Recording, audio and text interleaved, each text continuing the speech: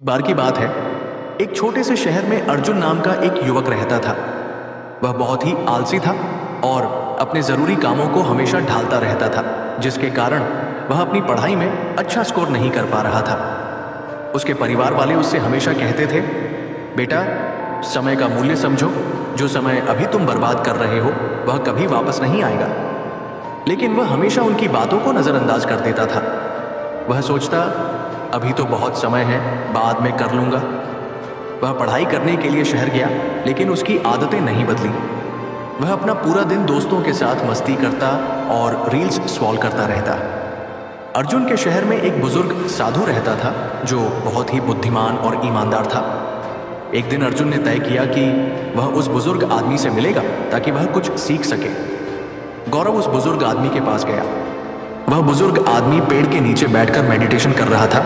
अर्जुन ने उसे नमस्कार किया और कहा, मेरी मदद कीजिए, मैं जिंदगी में असफल हो रहा हूँ। हर बार मेरे दोस्त मुझसे आगे निकल जाते हैं, लेकिन मैं हमेशा पीछे रह जाता है। मुझे उन सबसे अच्छा बनना है, मुझे बताइए कि मैं यह कैसे कर सकता हूँ। बुजुर्ग आदमी ने कहा, बेटा तुम अपने कामों को हमेशा टालते रहते हो और समय की कद्र नहीं करते। मैं तुम्हें एक कहानी सुनाता हूँ जिससे तुम समय के मूल्य को समझ सकोगे। बुजुर्ग आदमी ने कहानी शुरू की। एक बार की बात है, एक राजा था जो बहुत दयालु था। वह अपनी जनता से बहुत प्यार करता था और उनकी मदद किया करता था।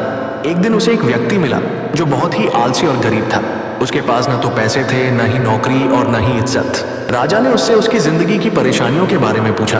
वे आदमी ने राजा को बताया कि मैं जब भी किसी नौकरी की तलाश में जाता हूँ, सब मुझे मना कर देते हैं। राजा को उस व्यक्ति के लिए बुरा लगा। राजा ने कहा, एक सौदा करते हैं, सूर्य अस्त होने से पहले तुम मेरे राज दरबार में आना और जितना सोना चांदी तुम ले जा सको उतना ले जाना, वह सब तुम्हारा होगा। आदमी बहुत खुश हो गया और राजा को धन्यवाद कहा।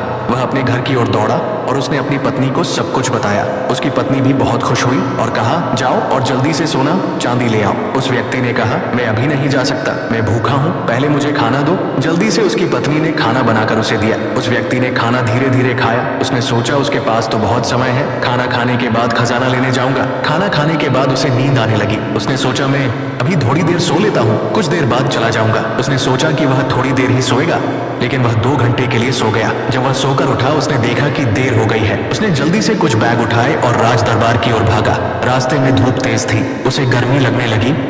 उसने सोचा, थोड़ी देर पेड़ के नीचे आराम कर लेता हूँ, फिर आगे बढ़ेगा। उस समय पेड़ के नीचे हवा चल रही थी, जिससे उसे फिर नींद आ गई। इस बार वह 4 घंटे के लिए सो गया। जब वह सोकर उठा, उसने देखा कि शाम होने वाली है और सूरज डूबने वाला है। वह जल्दी से बैग उठाकर राज दरबार की ओर भागा, लेकिन जब वह राज दरबार पहुंचा तो सूरज डूब चुका था और दरवाजे बंद हो चुके थे। वह व्यक्ति बहुत दुखी हो गया। उसने अमीर बनने का एक अच्छा मौका गंवा दिया, क्योंकि उसने समय के मूल्य को नहीं समझा। उस बुजुर्ग साधु ने कहानी को खत्म किया और अर्जुन की तरफ देखा। अर्जुन के पास कोई शब्द नहीं थे। उसे अपनी गलती का एहसास हुआ। अर्जुन ने उस बुजुर्ग व्यक्ति को धन्यवाद किया और घर वापस लौट गया। उसे समझ आया कि समय बहुत कीमती है, उसे बर्बाद नहीं करना चाहिए। उसी दिन से अर्जुन ने अपने लक्ष्यों पर काम करना शुरू किया। उसने अपनी काम टालने वाली आदत को छोड़ दिया और वह बहुत समझदार बन गया। कुछ ही दिनों बाद वह अपने सभी दोस्तों से आगे निकल गया और कॉलेज का सबसे होनहार बच्चा बना। इस कहानी से हमें यह सीख मिलती है कि समय सबसे मूल्यवान संपत्ति है। अगर हम इसे बेकार की चीजों में बर्बाद करेंगे तो हमारे पास पछताने के अलावा कुछ नहीं बचेगा। हर अवसर का